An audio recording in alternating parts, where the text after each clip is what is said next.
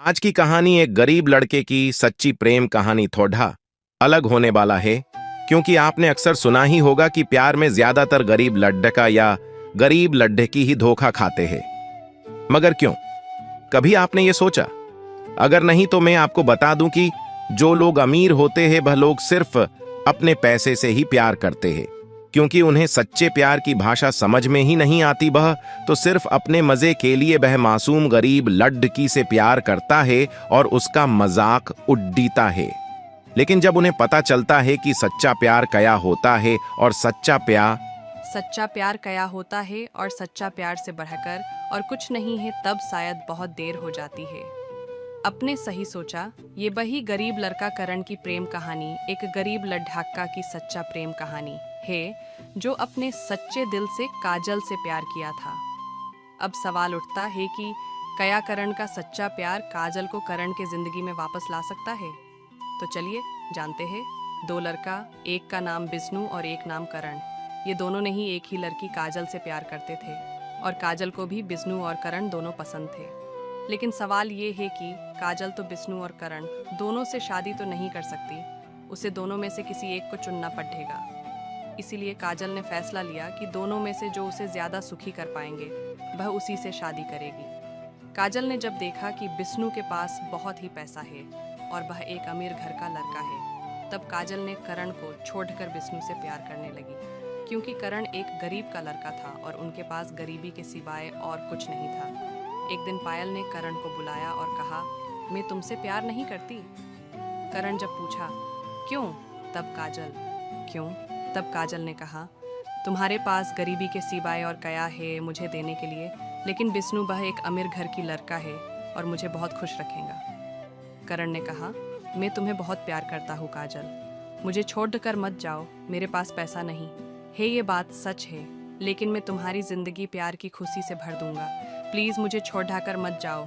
काजल ने कहा, पैसे के बिना प्यार खिड़की से उड़ जाता है करण, मुझे समझने की कोशिश मत करो और एक बात, आज के बाद मुझसे मिलने की कोशिश मत करना। करण ने कहा, जब तुम्हारे फैसला कर ही लिया है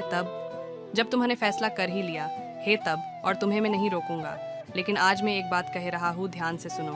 अगर मेरा प्यार सच्चा है तो मेरे पास तुम एक दिन जरूर आओगी। ये कहकर करण वहां से चला गया। 3 महीना बीत गया और उधर काजल और विष्णु की प्यार धीरे धीरे और भी गहरा होने लगा।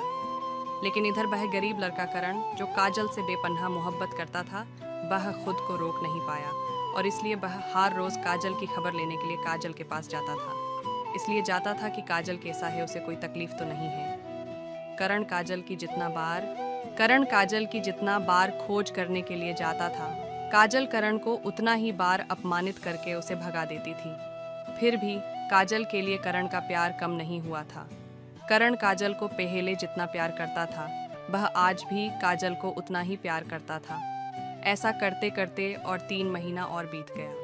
एक दिन विष्णु ने काजल को एक पार्क में बुलाया और काजल सही वक्त पर पार्क में चली गई। दोनों मिलकर पार्क में बैठे बैठे अपने प्यार की बातें करने लगे। तभी अचानक विष्णु ने काजल को कहा, क्यों ना हम दोनों एक दूसरे के और करीब आ जाए।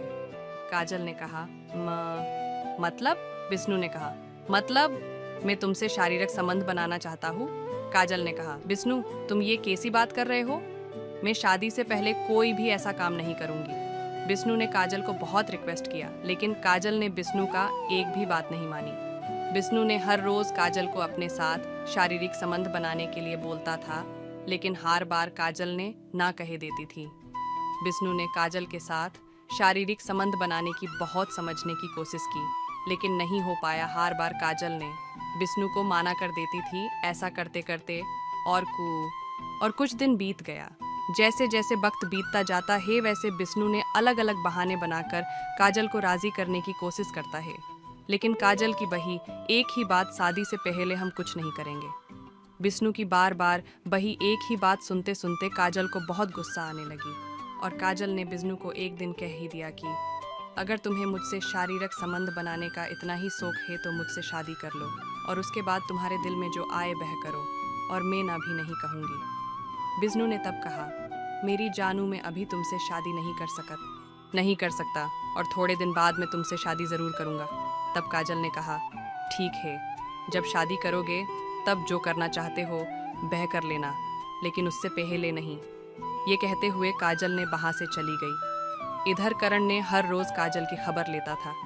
एक दिन अचानक काजल के मन में करण की बात याद आई और वह सोची कि एक बार करण की परीक्षा लेती हूँ कि वह मुझसे अभी भी कितना प्यार करता है।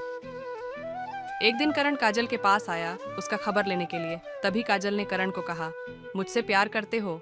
करण ने कहा, हाँ करता हूँ। काजल ने कहा, तुम मेरे लिए? कहा, तुम मेरे लिए क्या कर सकते हो?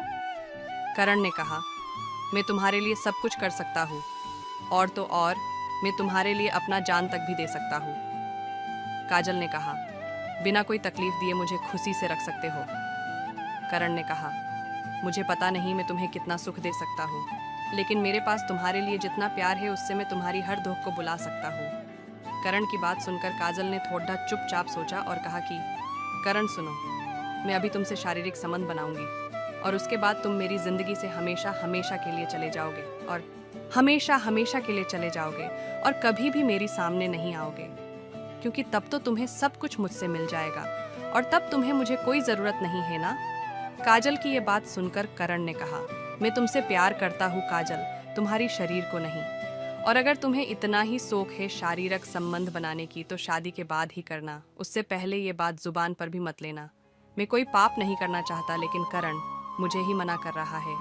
काजल ने बिना कुछ कहे वहां से चली गई और करण भी वहां से चला गया। बिष्णु ने काजल को रात में फोन किया और फिर से वही बात कहने लगा और काजल भी ना कर दी। तभी बिष्णु ने काजल को कहा, तुम मुझसे प्यार करती ही नहीं हो। अगर तुम मुझसे प्यार करती तो मुझे मना नहीं करती, क्योंकि मैं तो तुम्हें शादी करने ही वाला हूँ। फिर शादी से पहले अगर करता हूँ तो क्या हो जाएगा? करण की ये बात सुनकर काजल बहुत ही हैरान हो गई, क्योंकि वह सोची कि बिष्णु मेरे लाख मना करने के बावजूद भी मुझसे हर रोज शारीरिक संबंध बनाने की कोशिश में लगा है। काजल ने कहा, ठीक है, मैं राजी हूँ। कब और कहाँ आना है बोलो? कब और कहाँ आना है बोलो? काजल की बात सुनकर बिष्णु खुशी से झूम उठा और कहा, कल सुबह 10 बजे मनमोहिनी होटल पर आ जाना। काजल ने कहा, ठीक है, मैं पहुंच जाऊंगी। बिष्णु ने सुबह 1 घंटा पहले ही होटल पहुंच गया और काजल को फोन किया। काजल ने कहा, मैं बहुत जल्दी ही पहुंचने वाली हूँ। तब काजल ने करण को फोन करके बुलाया और करण को लेकर पहले मंदिर में ले गई और वहाँ दोनों भगवान को साक्षी मानकर दोनों ने शादी कर ली और उसके बाद कोर्ट मैरिज कर लिया।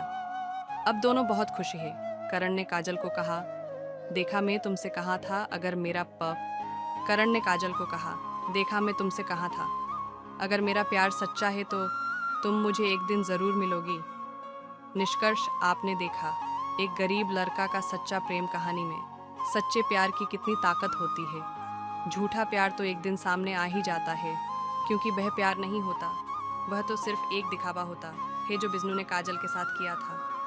लेकिन इसमें काजल की भी गलती थी, क्योंकि काजल ने करण का सच्चा प्यार तब उसे नजर नहीं आई। उसे तो सिर्फ पैसे की लालच में डूबी हुई थी। उसे तभी बिष्णु का झूठा प्यार को परखने का वक्त ही नहीं था। लेकिन जब बिष्णु ने काजल की मना करने के बाद भी उसके साथ शारीरिक संबंध बनाना चाहता था, तभी काजल को पता चला कि बिष्णु मुझसे नहीं, मेरी शरीर से प्यार करता है। एक गरीब लड़के की सच्ची प्रेम कहानी। ये कहानी वो सभी लड़की के लिए है जो पैसे की लालच और पैसे की घमंड में आकर एक गरीब लड़के का सच्चा प्यार, ट्रू लव को ठुकरा देती है। कहानी अगर अच्छी लगी हो तो चैनल को लाइक और सब्सक्राइब करें। धन्यवाद।